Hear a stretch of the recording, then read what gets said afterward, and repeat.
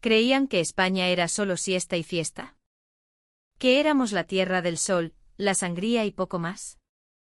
¡Qué error tan monumental! Preparaos porque lo que vais a escuchar es la historia de cómo un equipo de jóvenes futbolistas inglesas, arrogantes y llenas de prejuicios, llegaron a nuestro país esperando encontrar un paraíso perezoso para sus vacaciones, y en su lugar, se encontraron con una bofetada de realidad tan moderna, apasionada y civilizada que les cambió la vida para siempre. Esta no es solo una historia de fútbol. Es la historia de un despertar, de un orgullo herido y, finalmente, de un respeto eterno. El aire en el aeropuerto de Gatwick era gris y húmedo, un fiel reflejo del ánimo con el que las jóvenes promesas de la selección inglesa sub-19 embarcaban hacia Madrid. Chloe, la capitana, una chica de melena rubia y mirada de acero, repasaba mentalmente las instrucciones de su entrenador. Disciplina, chicas. Físico. Los equipos del sur de Europa son técnicos pero se cansan. No tienen nuestra resistencia. En sus mentes España era un mapa mental dibujado con los clichés más burdos, camareros lentos, tiendas cerradas a mediodía por la siesta y una actitud general de mañana, mañana. Al menos hará buen tiempo, comentó Sophie, la delantera estrella, mientras se ajustaba los auriculares. Un poco de sol antes de volver a la lluvia. Y unas tapas. Eso es España, ¿no? Sol y tapas. Una risita condescendiente recorrió el grupo. Volaban para un amistoso de preparación, un trámite contra un equipo que, según ellas, jugaría con más corazón que cabeza, con más improvisación que táctica. No podían estar más equivocadas. El viaje en sí fue una transición entre dos mundos. El cielo plomizo de Londres dio paso a un azul intenso y profundo sobre la península. Mientras el avión comenzaba el descenso, Chloe miró por la ventanilla. No vio campos polvorientos y pueblos aislados. Vio una red impecable de autopistas, parques eólicos girando en perfecta sincronía y los contornos de una metrópolis vibrante y expansiva. Un primer atisbo de duda, minúsculo como una semilla, se plantó en su mente. Pero la verdadera conmoción, el primer golpe directo a sus prejuicios, llegó en el momento en que las puertas automáticas de la Terminal 4 del aeropuerto Adolfo Suárez Madrid-Barajas se abrieron.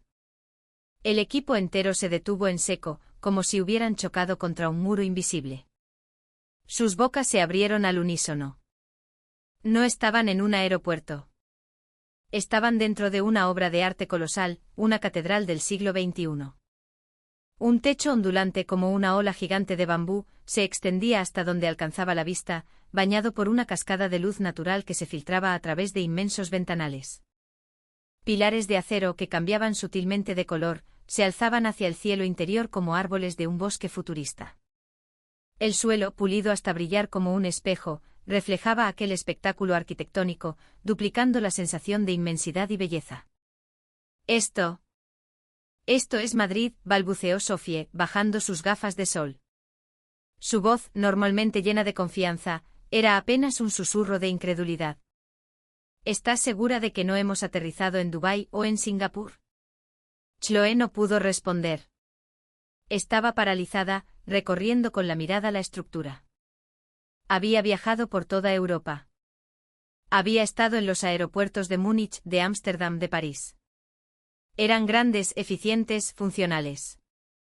Pero esto era diferente. Esto tenía alma. Era una declaración de intenciones, una sinfonía de ingeniería y diseño que gritaba modernidad, vanguardia y orgullo.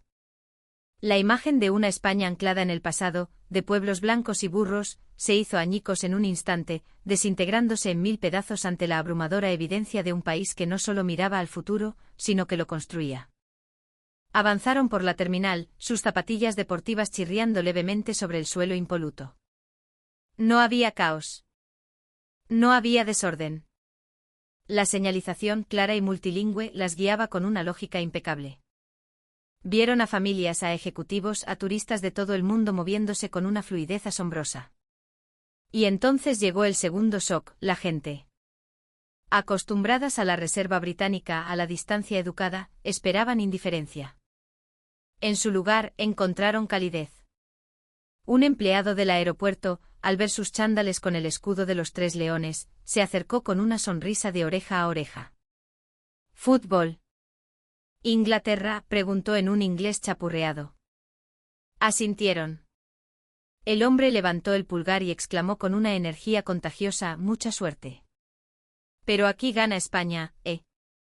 Ja ja ja. Y se fue, dejándolas con una extraña sensación de cercanía. Se perdieron buscando la salida hacia los autobuses. El pánico inicial fue rápidamente disipado cuando una trabajadora de AENA, una mujer de mediana edad, las vio con cara de confusión. En lugar de señalar una dirección vaga, les sonrió y dijo: venid, chicas, yo os acompaño. Durante el corto trayecto no dejó de hablar, preguntándoles por el viaje, por el equipo, recomendándoles que probaran la tortilla de patatas de mi madre, en la mejor del mundo. No era su obligación. No era parte de su trabajo. Era simplemente calidez humana. Pura y sin artificios. Chloe intercambió una mirada con Sophie. En esa mirada silenciosa se leía una confesión: no entendemos nada. Esto no es lo que nos habían contado. El primer día en España ni siquiera había terminado y sus cimientos ideológicos ya temblaban violentamente. Aquel aeropuerto no era solo una puerta de entrada a un país, era la demolición controlada de todos sus prejuicios. Y lo que aún no sabían es que la demolición no había hecho más que empezar. El autobús que las recogió era moderno y confortable, deslizándose por una autopista de asfalto perfecto que las alejaba del aeropuerto. Chloe seguía pegada a la ventana, observando no solo el paisaje, sino la infraestructura. Parques empresariales con edificios de cristal y acero, trenes de cercanías silenciosos y puntuales cruzando puentes de diseño, zonas residenciales con parques verdes y cuidados. Madrid se desplegaba ante ellas no como una reliquia histórica, sino como un motor europeo en pleno funcionamiento. Su destino no era un hotel de cadena, sino un parador en Alcalá de Henares, una joya histórica a las afueras de la capital. Cuando el autobús se detuvo frente a un imponente edificio del siglo XVI, con muros de piedra y un claustro majestuoso, la confusión en sus rostros era total. ¿Nos hemos equivocado? ¿Esto es un museo?, preguntó una de las defensas. La idea de alojarse en un lugar así, tan cargado de historia, era inconcebible.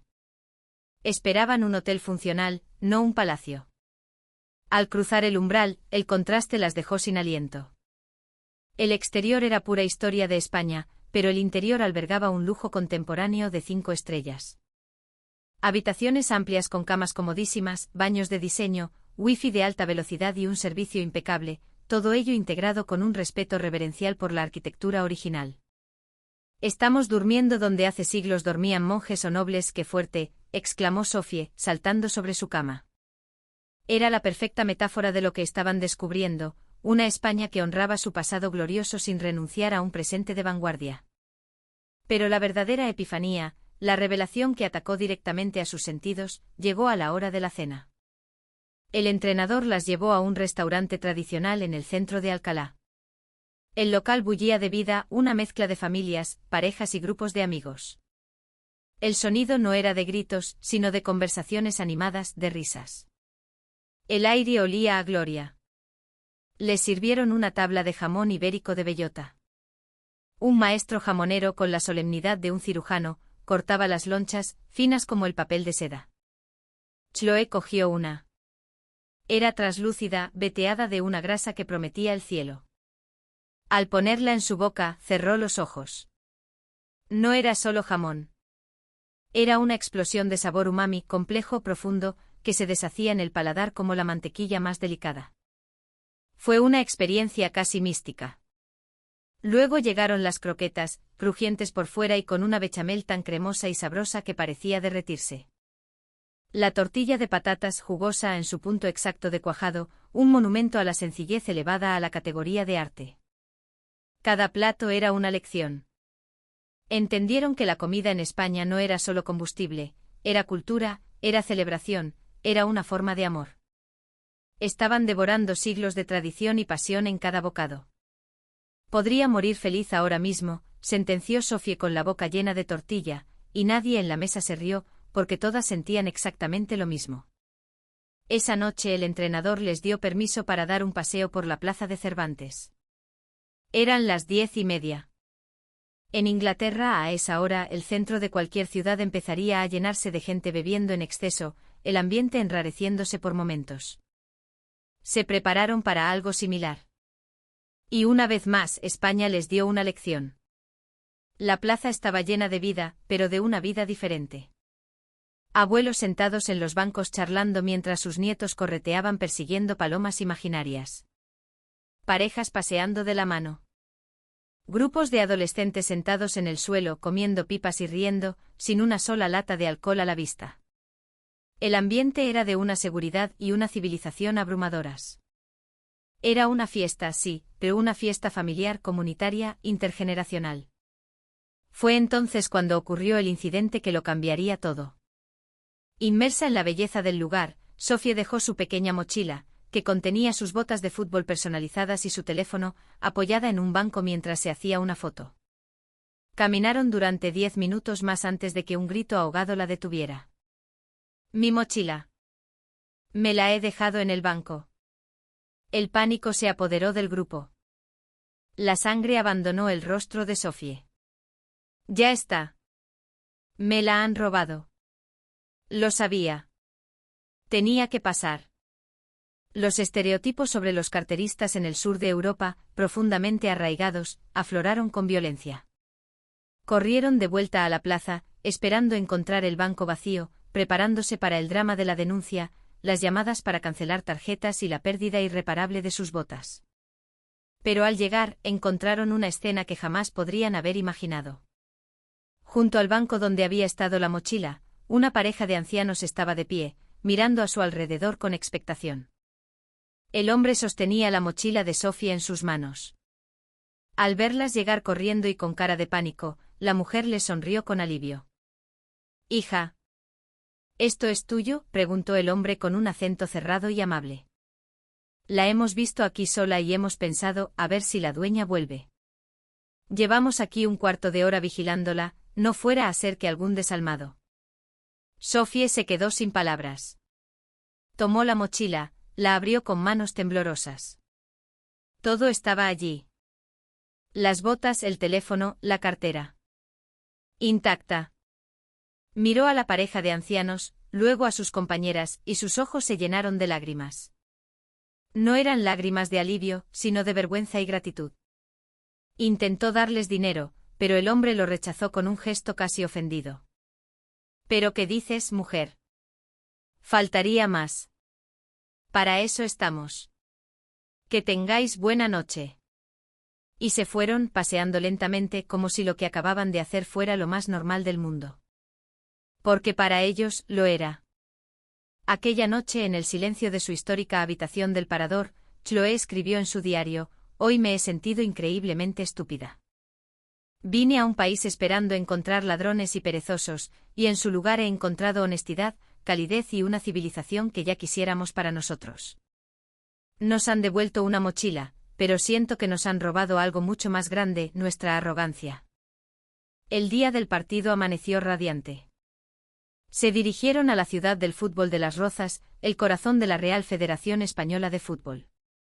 Las instalaciones, una vez más, las dejaron boquiabiertas.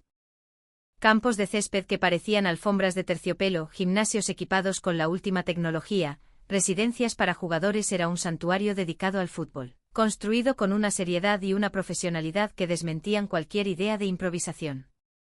El calentamiento fue revelador. Mientras las inglesas realizaban sus ejercicios con una concentración casi militar, las jugadoras españolas, la rojita, parecían estar en una fiesta. Reían, bromeaban, pero en el momento en que el balón tocaba sus botas, la fiesta se convertía en un recital de magia.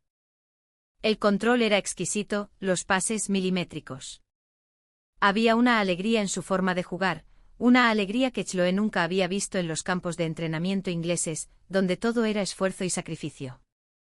Aquí el esfuerzo era evidente, pero estaba envuelto en una capa de puro placer por jugar. Sonó el pitido inicial. Inglaterra, fiel a su estilo, salió a presionar con una intensidad física arrolladora. Querían asfixiar a las españolas, robar rápido y jugar directo. Durante los primeros 5 minutos pareció funcionar. Pero entonces España decidió que el recreo había terminado. Lo que ocurrió a continuación no fue un partido de fútbol. Fue una lección. Un ballet hipnótico que desmanteló por completo la estructura, la disciplina y la moral del equipo inglés. Era el famoso tiki-taka, pero llevado a una dimensión casi artística. El balón no corría, volaba a ras de césped. Pases de primeras, desmarques constantes, triangulaciones que mareaban. Las jugadoras inglesas, fuertes y rápidas, se encontraron persiguiendo sombras. Cada vez que una de ellas se lanzaba a presionar, el balón ya no estaba allí. Era como intentar atrapar el humo con las manos. La frustración empezó a hacer mella en sus rostros. El primer gol español fue una obra de arte. Nació de una presión asfixiante en el centro del campo. Tras recuperar el balón, no hubo un pelotazo hacia adelante. Hubo una pausa. Calma. Y luego una tormenta de pases. 6, 7, 8 toques en apenas 10 segundos que descolocaron a toda la defensa inglesa. El balón llegó al extremo, que en lugar de centrar, recortó hacia adentro, atrayendo a dos defensoras, y filtró un pase imposible al hueco. La delantera, con un control orientado sublime, se plantó sola ante la portera y la batió con una vaselina sutil y elegante. El estadio celebró, pero las jugadoras españolas lo hicieron con una naturalidad pasmosa, como si aquello fuera su día a día. Chloe, desde el centro del campo, observaba con una mezcla de impotencia y admiración. No era solo la técnica, que era insultantemente superior. Era la inteligencia táctica, la comprensión del espacio, la confianza ciega en la compañera. Jugaban de memoria, como si sus cerebros estuvieran conectados por un hilo invisible. Intentó arengar a su equipo: vamos, más agresividad, no las dejéis pensar. Pero era inútil. ¿Cómo presionar a un equipo que piensa 2 segundos antes que tú? El segundo gol fue aún más doloroso. Nació de un regate individual, una explosión de talento puro. La mediapunta española recibió de espaldas, rodeada por 2 inglesas. Con un giro de tacón inverosímil, se deshizo de ambas. Encaró a la defensa central, le hizo una bicicleta, la dejó sentada y, desde fuera del área, conectó un disparo imparable que se coló por la escuadra. No fue un gol de sistema. Fue un gol de pura pasión, de furia. La Furia Roja no era solo un apodo, era una descripción literal de cómo un talento individual, desatado, podía incendiar un partido. Al descanso, el marcador era de 3-0. En el vestuario inglés, el silencio era sepulcral. No había gritos del entrenador. No había reproches. Solo miradas perdidas y la sensación colectiva de haber sido humilladas. No estaban perdiendo, estaban siendo superadas en cada faceta del juego. Su fútbol, basado en el físico y la disciplina, parecía prehistórico comparado con la sinfonía de técnica y alegría que desplegaba España. La segunda parte fue un calvario para las inglesas y una exhibición para las españolas. El resultado final, 5-0, fue casi anecdótico. Lo importante fue la lección. Cuando sonó el pitido final, las jugadoras inglesas se derrumbaron sobre el césped, exhaustas física y mentalmente. Las españolas, en lugar de regodearse, se acercaron una a una. Abrazaron a sus rivales. Las ayudaron a levantarse. Habéis luchado mucho, sois un gran equipo, les decían con una sinceridad que desarmaba. No había condescendencia, solo respeto. En el vestuario, por fin, Chloe rompió el silencio. Se levantó con los ojos enrojecidos. Chicas, dijo con la voz quebrada. Hemos venido a España pensando que éramos superiores, que su estilo de vida se traducía en debilidad en el campo. Y nos han dado la mayor lección de nuestras vidas. Hizo una pausa, mirando a cada una de sus compañeras. Su fuerza no viene de la disciplina militar. Viene de la pasión. Aman lo que hacen. Disfrutan jugando juntas. Su calidez como persona se convierte en apoyo en el campo. Su comida, su arte, su forma de vivir, todo es pasión. Nosotras jugamos al fútbol. Ellas viven el fútbol. Hemos perdido, sí. Pero si no aprendemos de esto, entonces habremos sido derrotadas de verdad. El viaje de vuelta al aeropuerto de Barajas fue en un silencio profundo, pero ya no era un silencio de derrota, sino de reflexión. Chloé miraba por la ventana la misma ciudad moderna que la había sorprendido a la llegada, pero ahora la veía con otros ojos. Ya no veía solo acero y cristal. Veía el alma de un pueblo que había sabido convertir la pasión en excelencia.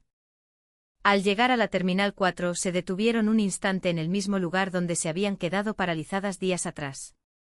El techo ondulante de bambú, los pilares de colores, la luz, todo seguía allí, imponente. Pero ahora entendían su significado. No era solo un alarde de modernidad. Era un símbolo. El símbolo de una España orgullosa, sofisticada y vibrante, que combinaba la belleza con la eficiencia, la historia con el futuro y la pasión con el éxito. Mientras esperaban para embarcar, Sophie se acercó a Chloé. «Sabes, he estado pensando», dijo en voz baja. «Nosotras entrenamos para ser máquinas. Ellas entrenan para ser artistas. Quizás ahí está la diferencia». Chloé asintió, una leve sonrisa dibujándose en sus labios. Sacó su diario y escribió la última entrada de su viaje. «Perdimos 5-0. Pero ganamos algo mucho más valioso. Descubrimos la verdad sobre un país al que habíamos subestimado y juzgado. España no es una siesta. Es un fuego.